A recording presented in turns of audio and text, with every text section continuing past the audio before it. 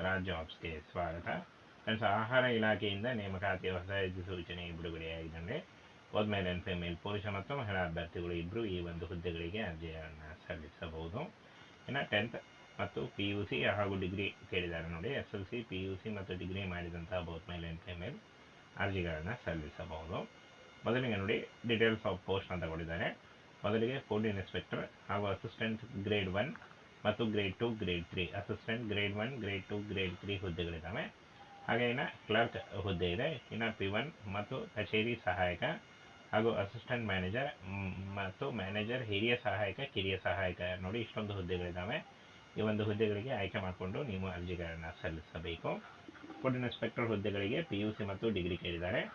Assistant ಸಹಾಯಕ grade 1, 2, 3 ಈ ಒಂದು ಹುದ್ದೆಗಳಿಗೆ ಡಿಗ್ರಿ ಕೇಳಿದ್ದಾರೆ ನೋಡಿ.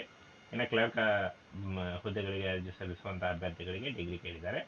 ಹಾಗೆ P1 ಹುದ್ದೆಗಳಿಗೆ ನೀವು SLC ಆದವರು ಅರ್ಜಿಗಳನ್ನು ಸಲ್ಲಿಸಬಹುದು. ಕಚೇರಿ ಸಹಾಯಕ ಕೂಡ SLC ಕೇಳಿದ್ದಾರೆ. ಅಸಿಸ್ಟೆಂಟ್ ಮ್ಯಾನೇಜರ್ ಡಿಗ್ರಿ ಕೇಳಿದ್ದಾರೆ ನೋಡಿ. ಮ್ಯಾನೇಜರ್ ಮತ್ತು ಕಿರಿಯ ಸಹಾಯಕ ಈ ಒಂದು ಹುದ್ದೆಗಳಿಗೂ ಕೂಡ ಡಿಗ್ರಿ ಇದೆ. ಕಿರಿಯ ಸಹಾಯಕ ನೋಡಿ, ಈ ಒಂದು ಹುದ್ದೆಗಳಿಗೆ ನೀವು PUC ಆದಂಥ ಅಭ್ಯರ್ಥಿಗಳ ಅರ್ಜಿಗಳನ್ನು ಸಲ್ಲಿಸಬಹುದು. ಟೋಟಲ್ ಆಗಿ ಇಲಾಖೆಯಲ್ಲಿ 33,566 ಹುದ್ದೆಗಳಿದ್ದಾವೆ. ಈ ಒಂದು ಹುದ್ದೆಗಳು ಸೆಂಟ್ರಲ್ ಗೌರ್ಮೆಂಟ್ ಹುದ್ದೆಗಳಾಗಿರ್ತವೆ. ಹಾಗೆ ಈ ಒಂದು ಹುದ್ದೆಗಳಿಗೆ ಫ್ರೆಂಡ್ಸ್ ನೀವು ಆನ್ಲೈನ್ ಮೂಲಕ ಅರ್ಜಿಗಳನ್ನು ಸಲ್ಲಿಸಬಹುದು. ಹಾಗೆ ಕರ್ನಾಟಕದಲ್ಲೂ ಕೂಡ ಹುದ್ದೆಗಳಿದ್ದಾವೆ. ಕರ್ನಾಟಕದಲ್ಲಿ 5,000ಕ್ಕೂ ಅಧಿಕ ಉದ್ಯೋಗಗಳಿದ್ದಾವೆ ನೋಡಿ. ಎಲ್ಲ ಜಿಲ್ಲೆಯಲ್ಲೂ ನೇಮಕಾತಿಯಾಗುತ್ತೆ. ಇನ್ನು ಫ್ರೆಂಡ್ಸ್, ಈ ಒಂದು ಹುದ್ದೆಗಳ ಬಗ್ಗೆ ಸಂಬಂಧಪಟ್ಟಂತೆ ಕರ್ನಾಟಕದಲ್ಲಿ ಎಷ್ಟು ಹುದ್ದೆಗಳಿದ್ದಾವೆ ಅದನ್ನ ಆಲ್ರೆಡಿ ತಿಳಿಸ್ಕೊಟ್ಟಿದ್ದೀನಿ. ಹಾಗೇನ ಅರ್ಜಿ ಸಲ್ಲಿಕೆಗೆ ದಾಖಲಾತಿಗಳು ಏನೇನು ಬೇಕಾಗುತ್ತೆ ಅದನ್ನು ಕೂಡ ತಿಳಿಸ್ಕೊಡ್ತೀನಿ. ಇನ್ನು friends, food department of Karnataka ಅಂದರೆ ನೀವು ಆಲ್ ಇಂಡಿಯಾದಿಂದ ನೀವು ಅರ್ಜಿಗಳನ್ನು ಕರೆದಿರ್ತಾರೆ. 33,566 ಹುದ್ದೆಗಳಿದ್ದಾವೆ. ಈ ಒಂದು ಹುದ್ದೆಗಳಿಗೆ ಬೋತ್ ಮೇಲ್ ಆ್ಯಂಡ್ ಫಿಮೇಲ್ ಪುರುಷ ಮತ್ತು ಮಹಿಳಾ ಅಭ್ಯರ್ಥಿಗಳು ಇಬ್ಬರು ಅರ್ಜಿಗಳನ್ನು ಸಲ್ಲಿಸಬಹುದು. ಇನ್ನು ಸ್ಯಾಲರಿ ನೋಡಿ, ಪರ್ ಮಂತ್ 21,000ದಿಂದ 1,21,000ವರೆಗೂ ನೀವು ಈ ಒಂದು ಹುದ್ದೆಗಳಿಗೆ ಆಯ್ಕೆ ಆದಂಥ ಅಭ್ಯರ್ಥಿಗಳಿಗೆ ಸ್ಯಾಲ್ರಿ ಇರುತ್ತೆ.